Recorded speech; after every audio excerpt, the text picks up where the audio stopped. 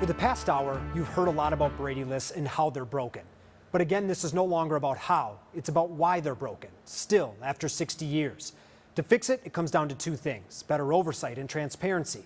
So why hasn't it happened? Here you go.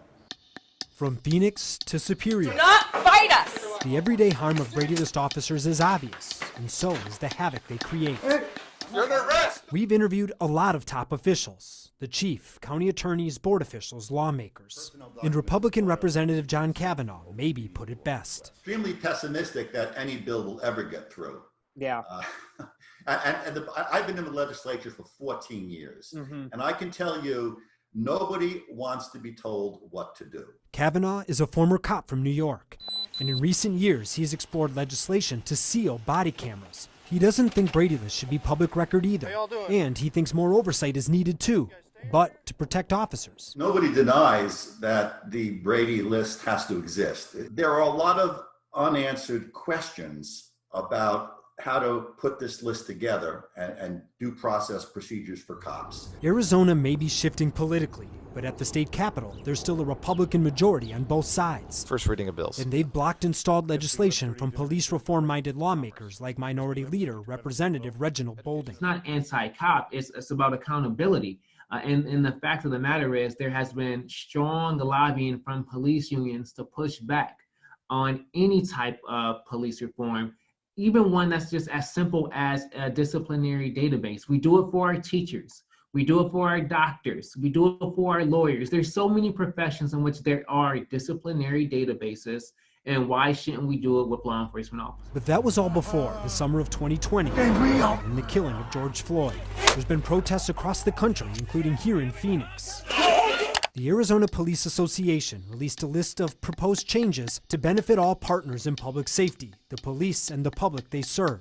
Changes like statewide ombudsman, an independent statewide police shooting investigation team, and a database of serious officer misconduct. And we'll see if they're true to their word soon enough. I 100% plan on introducing legislation that will ensure that there is a peace officer database for disciplinary actions. The public deserves to know that. We first published a statewide database of all Arizona Brady list officers back in February. Then 8 months later, 1 month before the election, APAC, the official council of Arizona county attorneys, released and touted their own, quote, statewide database. Arizona is the first from an executive sort of collection of prosecutors saying, look, there needs to be a statewide list. We are the first group of prosecutors. So I do think we should get a little credit for that because nobody else has taken that step. But APAC's list, not actually statewide. Participation's not even mandatory. After 2 years of promises, at launch, 8 agencies participated out of 15 counties, plus the AG's office.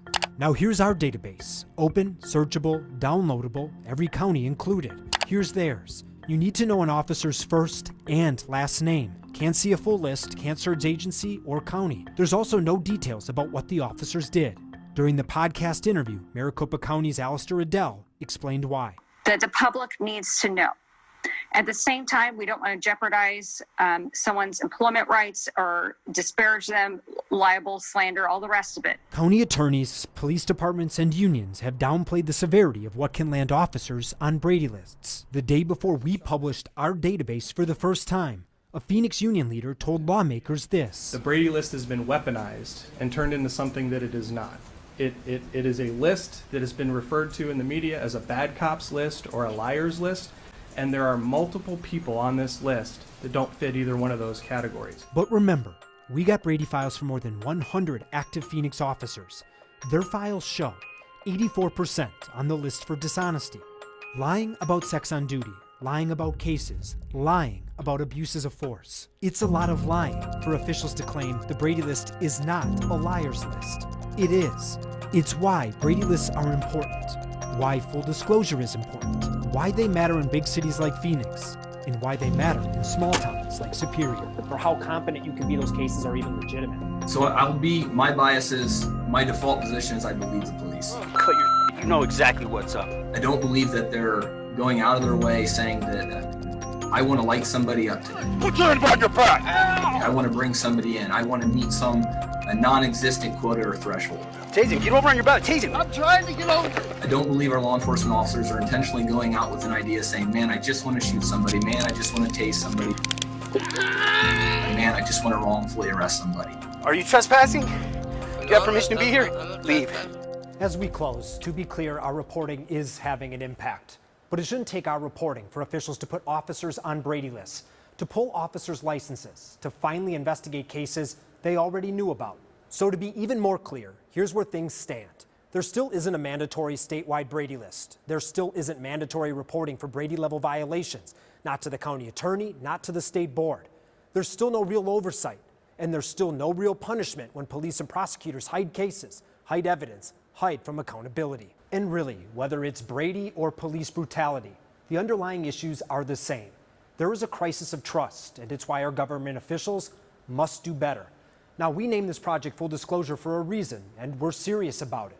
It's why ABC 15 has made our data and Brady files open and available to the public. We hope it sets an example for the lawmakers and newly elected county attorneys as they take office next year.